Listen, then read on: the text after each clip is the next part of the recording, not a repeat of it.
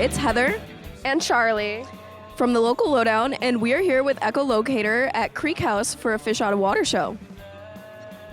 All right, guys, so introduce yourselves and what you play in the band. Hello, I'm Nigel and I play the drums. Hi, I'm Ari, I play the bass. I am Charlie, I sing and play saxophone. Hi, I'm Evan, I play the electric guitar and I sing sometimes. Awesome. All right, so your influences in music include the Smiths, words. Your influences in music include the Smiths, the Cure, Echo, and the Bunnymen, and New Order.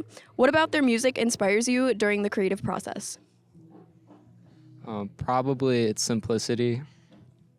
I think we all have, we have a pretty diverse range of tastes. I think that's where kind of all of our tastes like intersect, and I think that kind of that's what brings us together. That's what I. Yeah, I was gonna say we definitely like what Evan said, we all like a whole lot of music, but it's mostly 80s adjacent, it's the main time period. So we just take little bits and I heard this from this song, I love this album, blah blah, and we kind of just mush it all together, and that's how we make songs. We don't condone stealing. We don't steal. We take inspiration. We steal. No! Caught red-handed. Okay. Your song Hourglass features this super cool solo on the saxophone that we haven't really seen in your live performances. Tell us about that solo. Okay, so the solo to me, well, when we write these songs that have these solos in them, at least for me, I know Evan's got his own creative process. For me, we start writing it in Nigel's basement, and we're okay, what's the tone? What are we going for here? And I just start playing stuff in the key. Over time, it gets more solid, and then when we recorded it, I was this is what I vaguely want it to be. It's sort of ups and downs and stuff, but ultimately it's building up to support the chorus that comes in and then finishes out that instrumental interlude in kind of a comforting, continuous way, just paving the path for the final verse and chorus. Awesome. That's really cool. So you guys have played a lot in Buffalo, but this is actually your first time in Fredonia. So what do you think about the scene here, and how do you think your first experience in Fredonia went? I think it's great here. I think there's a lot of different sounds. I play in another band, and we played a set where there was a bunch of bands that sounded a lot like us, but then I'll go to a different show and it'll be all folk. And I think that it's cool that there's enough going on to create those little pockets of communities and whatnot. And also, this is a cool venue because it's the most unfinished basement you've ever seen, but people still go to it, and it's fun. Yeah, it's like in Buffalo. I feel it's a lot of hardcore bands and that's and metal, punk, and it's here it's you have that because I love that stuff too, but it's because of the school, because there's so many different students and there's a little community. It's oh hey, everyone likes all types of music. There's all different types of people. There's a crowd for everything, and yeah, I think it's it's a small college town. I love that. We come from a small town and adjacent to Buffalo, which is a bigger music scene, and just these little house shows are home, so it's super sick. Yeah, you guys said you practice in a basement, and now here you are. now we play in a basement. Yeah. Now we perform in a basement. It feels very at home. It's right where we started. This is kind of my first time playing really at any college show.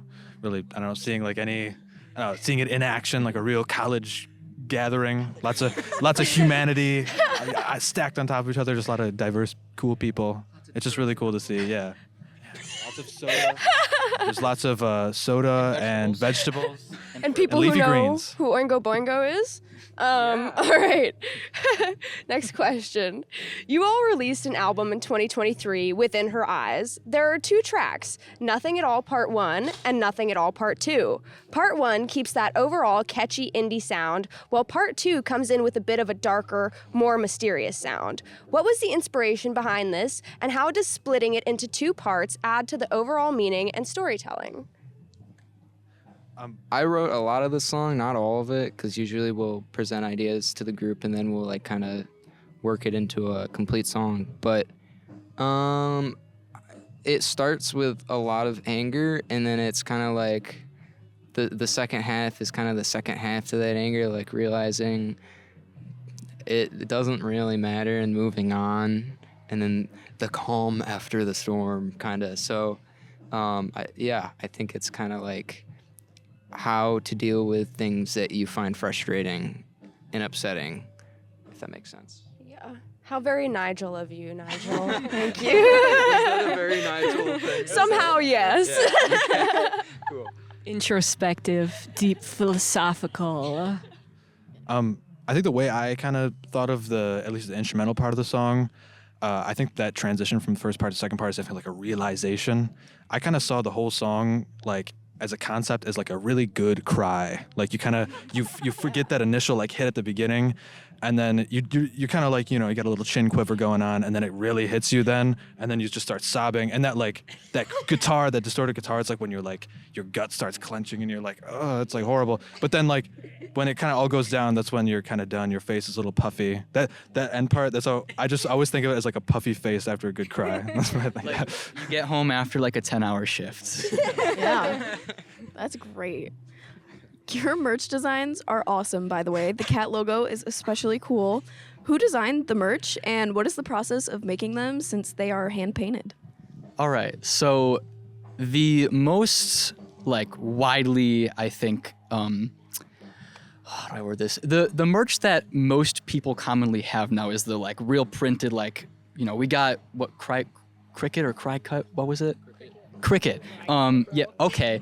Well, we took the design, we put on a bunch of shirts, and it was like, yeah, now that we have the money, we can do that stuff. Because we started off like spray painting these shirts in Ari's garage until like 3 a.m. So the current design of the cat is back at our old high school, we had this white like a dry erase board, and I drew this picture of Nigel holding his cat, and it stuck. I was like, okay, what if this picture, the head of the cat, is just like there? We liked the way it looked. Yeah, it's iconic, and it's all over the inner book of our CD. Like if you go through there's just like hidden little Easter eggs of cats and such. Yeah, for the actual like name part of it, I just really like the way that like those I am not a robot tests, the CAPTCHAs looked online, and I thought that would just really look really cool as like our name on a shirt. So that's really it. So that's how I came up with that. That's awesome. You guys really got a theme going with the basements, the garages. It's Which cool. is so punk rock. DIY. Very DIY. All right. Okay. Any upcoming releases, shows, merch, or other news we should be on the lookout for? We have a live at Black Rock Studios session thing coming up June 8th. We have a few more shows coming up, so check out our Instagram, echolocator_band, and we'll be posting about those shows soon. And we should have a new release sometime in the next few months, maybe. No promises, but probably. Yeah, summer we're getting, we have this friend, Owen Shotwell, mixed our, shout out our like our album and stuff, and he does like a whole bunch of recording stuff. So he's like, hey, I want you guys at this week, and like we're just gonna record whatever we got, and whatever happens. We got some ideas, but because it's like sucks because it's like we're at school, but then it's like summer, it's like, okay, we gotta crank these out. Yeah. Summer is the time for creativity. Gotta lock in. Yeah. All right. Well, thank you guys so much for talking to us. You had an amazing set. It's been Heather And Charlie. and we'll catch you in the next interview.